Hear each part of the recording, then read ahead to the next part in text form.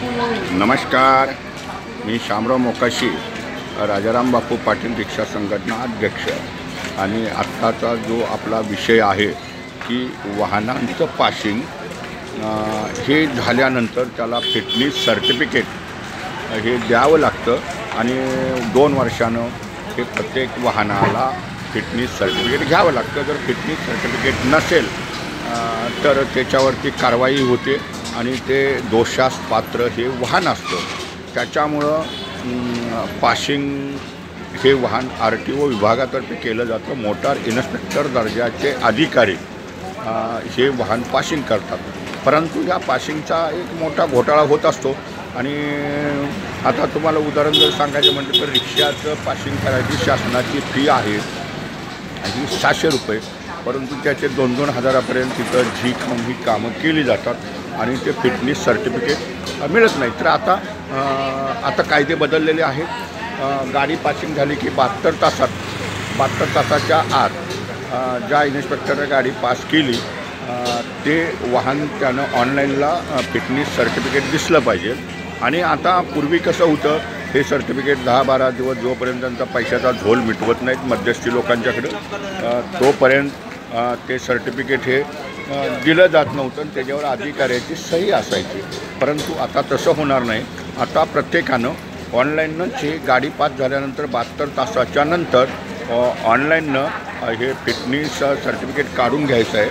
आणि म्हणजे तुम्ही ज्या वेळेला अप्लाय करता वाहन पासिंगसाठी तर तो अप्लायचा जो नंबर आहे, ॲप्लिकेशन नंबर प्रथम टाकायचा, त्यानंतर वाहन नंबर टाकायचा, तुम्हाला OTP येणार आणि OTP आला की तुम्ही OTP नंबर सिलेक्ट केला की तुमचं फिटनेस हे शो होणार आणि ते QR कोडवाला असणार आणि ते सर्टिफिकेट प्रत्येकानं आता काढून घ्यायचं आहे।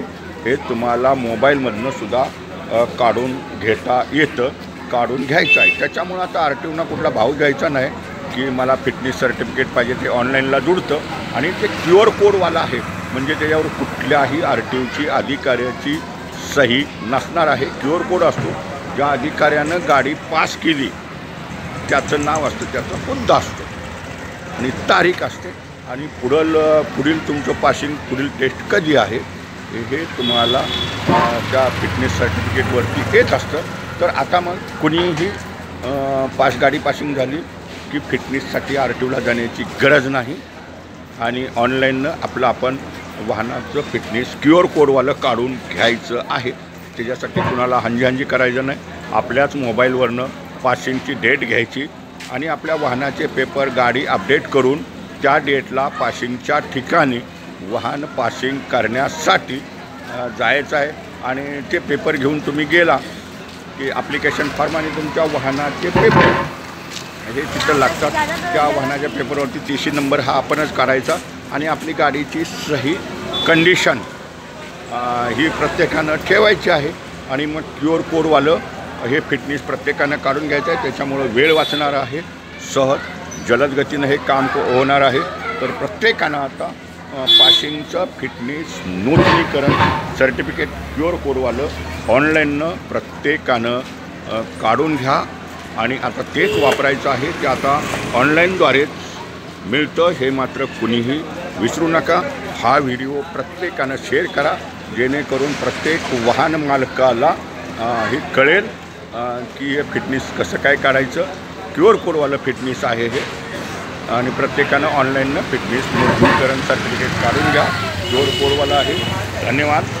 मूचवाले मोकाशी यूट्यूब पहा, लाईक करा, शेअर करा, सबस्क्राईब करा। हा व्हिडिओ सर्वांना पोचेल असा प्रत्येकानं सहकार्य शेअर करा। धन्यवाद।